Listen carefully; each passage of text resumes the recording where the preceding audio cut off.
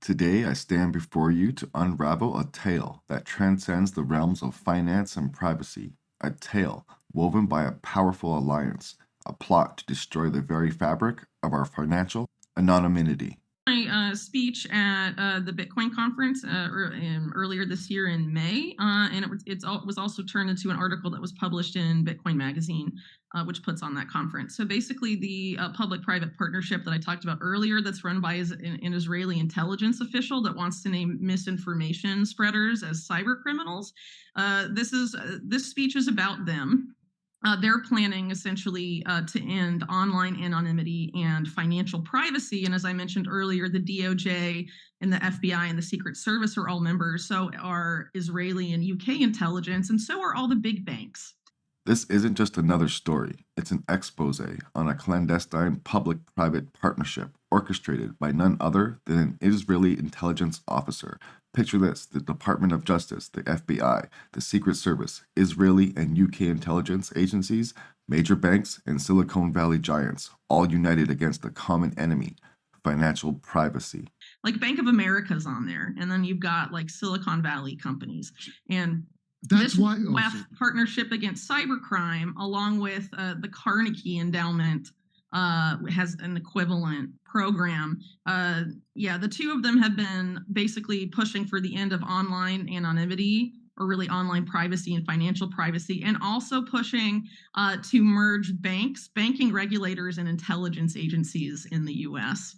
that's why Madness. that's why And the guy that was in charge of Carnegie at the time is now CIA director under Biden. And they were basically saying that the way that this would be implemented would be through a big cyber attack on the banks. I present to you their audacious plan to eradicate online anonymity and financial privacy, paving the way for an unholy trinity merged banks, regulators, and intelligence agencies. It's a sinister symphony that threatens the very essence of our digital freedom.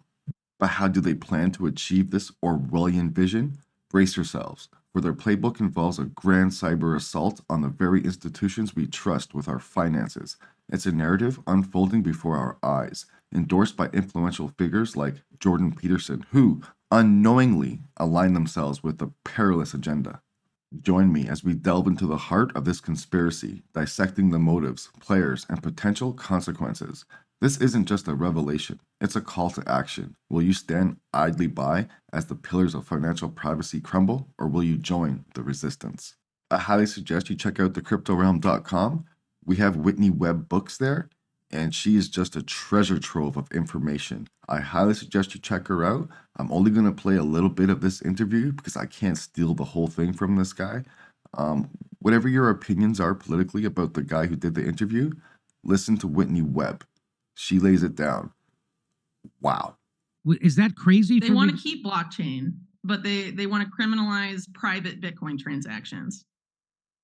And do you think that would be a good way for them to do it, a false flag like that? a bunch of little ones like that on a school. And Yeah, well, they've already been building the narrative. So remember the whole October 7th thing? There was reporting that it was later debunked from the Wall Street Journal, saying that Hamas financed October 7th using crypto donations, specifically Bitcoin. And then that turned out not to be the case, but it was spread around that, Bitcoin and crypto are being used to fund terrorism. And all these congressmen in the US were like, let's regulate crypto now. Because it's being used to fund terrorism, so we need to surveil more closely crypto transactions to prevent that, i.e., reducing financial privacy and online. Right? Then he came out, was really beeping Netanyahu with suitcases of cash, donating to them. Something like that. But part of the reason this is happening is because of how they want to, basically Wall Street.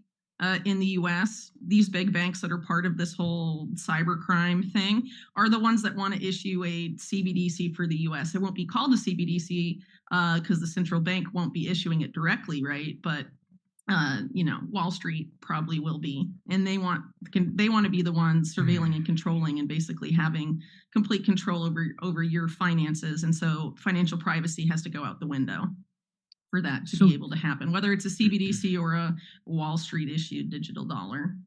And so the head of the U.S. Fed in Minneapolis, Kashkari, there's a video I just showed on the show this week.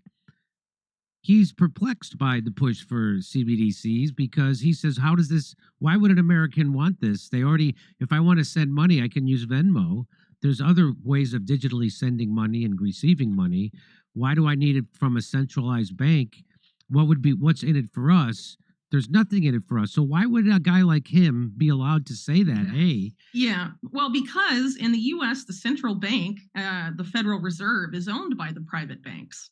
So they don't do anything the private banks don't want. And so if you have a direct issued CBDC, like is being piloted in like China and like these other countries around the world where the central bank is directly issuing that currency, basically, for every, in the US, it would mean that for every dollar produced, they would have to hold, one reserve backing it up, like a 1-to-1 ratio. But Wall Street doesn't want that because they engage in something called fractional reserve banking, right. which is where basically like you deposit $1,000 in the bank and they keep like $10 and loan out the other 900, and that's why bank runs happen and banks go insolvent and all this stuff.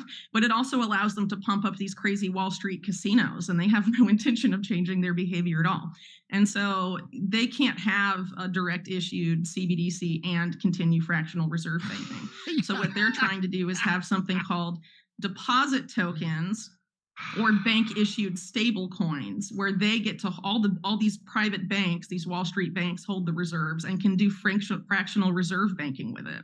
Because if the Fed were doing it, then the Fed would have to keep it in that 1-to-1 ratio. But if Wall Street is doing it, then they can keep their insane casino going on forever. While also, surveilling Americans on behalf of intelligence, which is why you have this push I mentioned earlier to merge banks and intelligence agencies going on with all of this. So instead of, Jerome Powell and the Federal Reserve on behalf of the government programming and surveilling you through a CBDC, it will be Jamie Dimon doing it. And Bill Gates is going to have his fingers in there somehow. Of course. He's not one to miss out, No. He'll write the software that does it or something like that. Or steal the software. Or steal the software, exactly. I'm sorry. someone. I misspoke.